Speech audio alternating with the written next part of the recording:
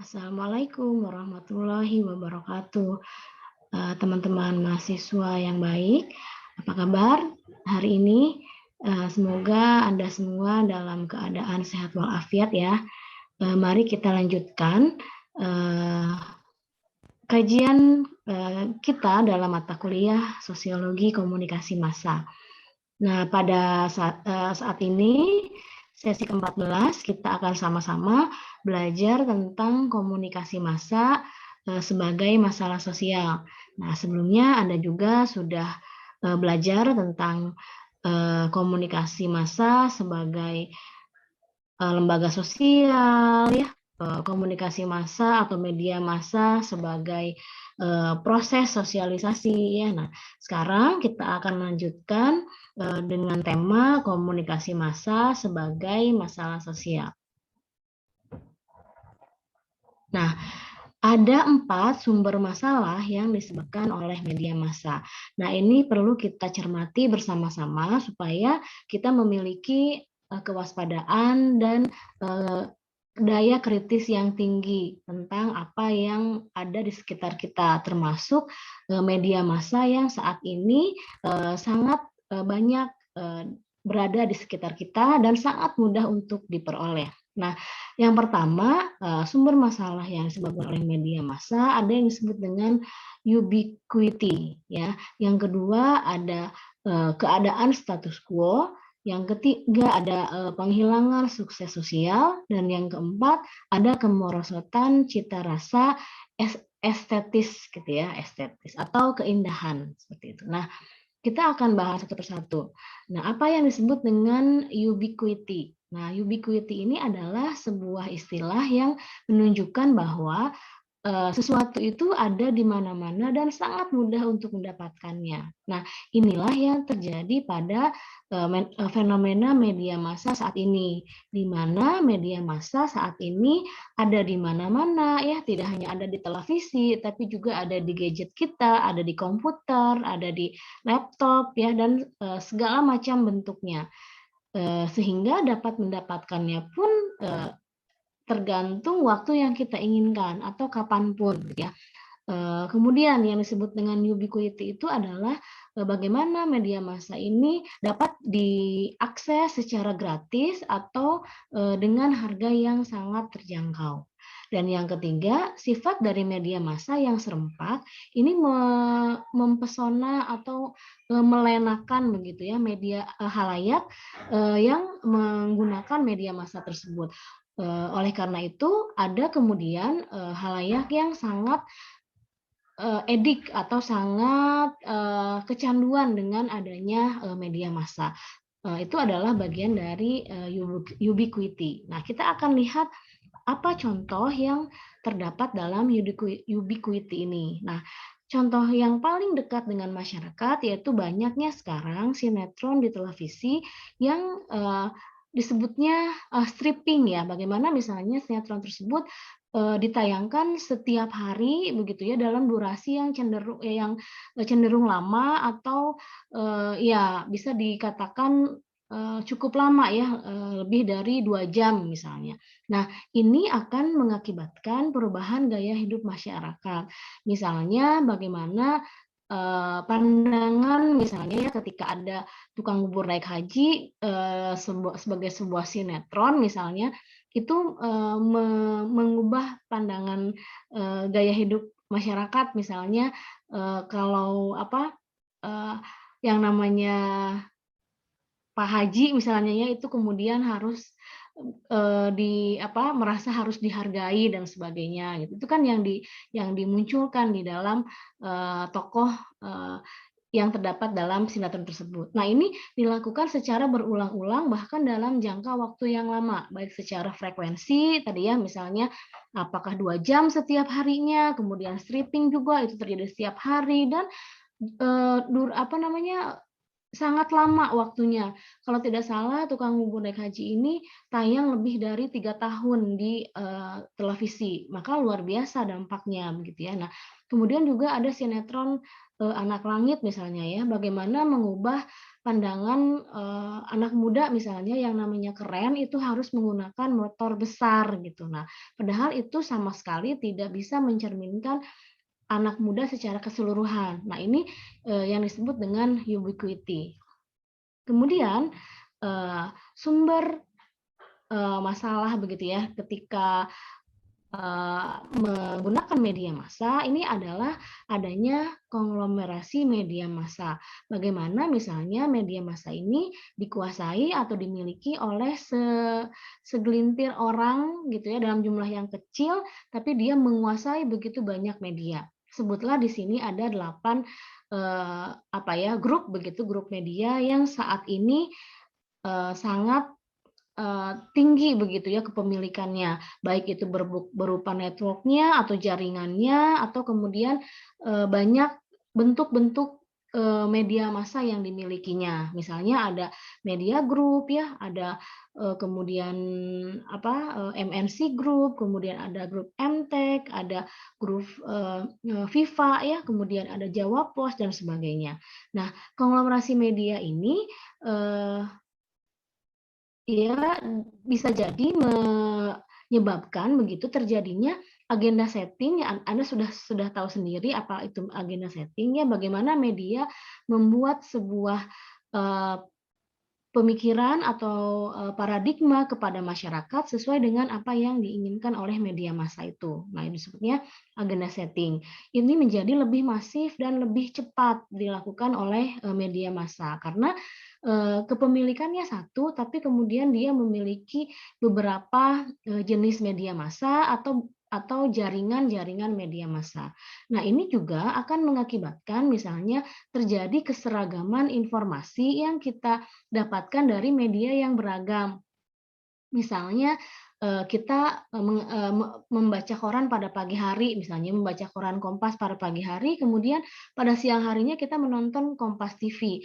Maka berita yang diterima oleh kita dari awal tadi dari surat kabar itu akan sama beritanya dengan apa yang kita tonton di Kompas TV. Kemudian agak sore misalnya kita mengakses internet kompas.com. Nah, itu juga beritanya sama. Artinya apa? Berarti kita mengeluarkan banyak cost gitu ya, biaya untuk berita yang sama gitu. Karena konglomerasi media massa ini kemudian menyebabkan bagaimana orang bisa mengakses beberapa portal berita misalnya ya atau beberapa channel, tapi sebenarnya dia hanya mendapatkan keseragaman dari sebuah berita. Dan yang lebih dikhawatirkan lagi adalah hubungannya dengan agenda setting. Kebayang ya misalnya bagaimana agenda setting sebuah media massa misalnya ditayangkan pertama misalnya diterbitkan di surat kabar, kemudian ditayangkan lagi di media televisi, sampai kemudian diposting di media sosialnya atau di websitenya. Berarti akan sangat luar biasa masif agenda setting yang terjadi. Nah, kemudian ini yang disebut dengan status quo. Apa itu status quo? Jadi ada sebuah kondisi yang diinginkan oleh media massa dalam kondisi yang sama. Jadi media massa ini menginginkan sebuah keadaan yang diinginkan seperti saat ini gitu, karena saat ini merupakan keadaan yang ideal yang diinginkan oleh media massa itu sendiri. Ya, kemudian status quo juga disebut sebagai bagaimana adanya kondisi yang diinginkan oleh media massa ini digunakan untuk kepentingannya dalam mempengaruhi pemerintah, ya. Mungkin juga untuk menguntungkan kelompok tertentu, apakah misalnya partai politik tertentu, kemudian kelompok masyarakat tertentu. Nah, ini bagian dari status quo. Dan yang terakhir, bagaimana masyarakat menjadi bersifat pasif gitu ya dan apatis terhadap kondisi masyarakat yang ada atau kondisi realita yang ada, karena terlalu banyak diberikan informasi tadi yang cenderung status quo. Jadi seolah-olah sudah menjadi sesuatu yang lumrah dan ideal begitu ya. Kemudian masyarakat menjadi tidak lagi kritis atau tidak lagi memberikan sesuatu yang baru gitu ya. Nah, itu yang disebut dengan status quo. Contohnya adalah, nah ini khususnya di tayangan berita ya atau program berita baik itu di media sosial ya ataupun kemudian di radio, di surat kabar ya terutama di televisi ini media massa seringkali mempengaruhi pemerintah gitu ya justru tidak berpihak kepada masyarakat tapi mungkin dia berpihak kepada pengusaha atau mungkin dia berpihak pada sesuatu yang tidak kemudian diinginkan oleh masyarakat. Nah, contohnya ini ya, di beberapa waktu yang lalu misalnya media massa dapat mempengaruhi pemerintah untuk mempertahankan impor ya, seperti impor produk pertanian gitu ya, sehingga yang menjadi korbannya adalah petani yang tidak bisa menjual hasil panennya dengan harga yang tinggi.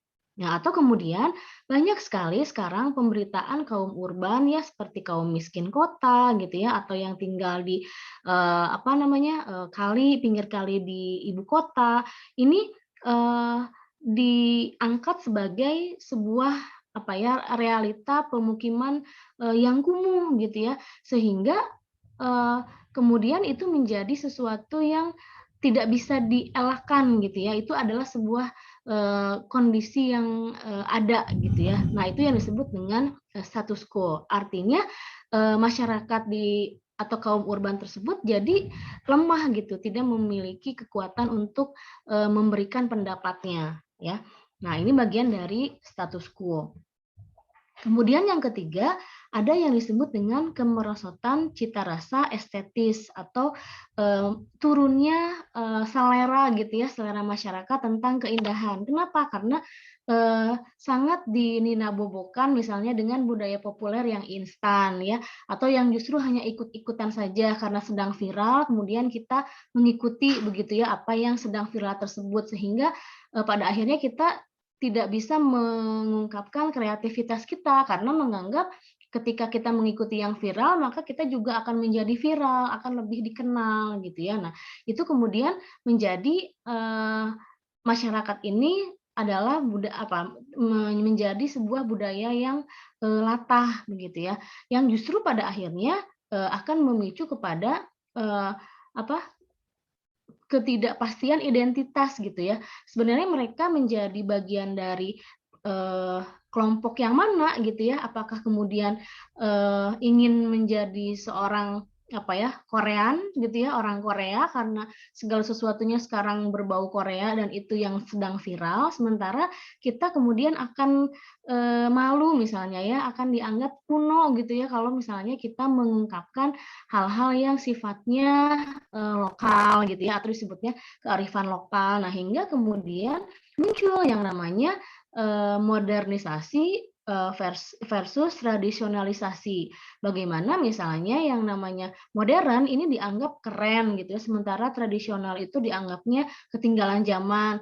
Contoh misalnya ketika ada pasar gitu ya, kita akan sangat tidak nyaman misalnya karena harus pergi ke pasar tradisional gitu. Tapi begitu kita ke pasar modern, misalkan ke supermarket, kita akan merasa keren gitu dengan baju yang bagus, misalnya ya, dengan wadan yang wangi. Coba aja misalnya ketika Anda pergi ke pasar tradisional, mungkin berbeda gitu ya penampilannya ketika Anda berada di sebuah pasar modern. Nah, ini adalah bagian dari bagaimana media massa sudah membentuk sebuah cita rasa yang rendah gitu ya, karena sebenarnya justru kita harusnya lebih lebih nyaman di pasar tradisional gitu ya, karena itu bagian dari tradisi masyarakat kita.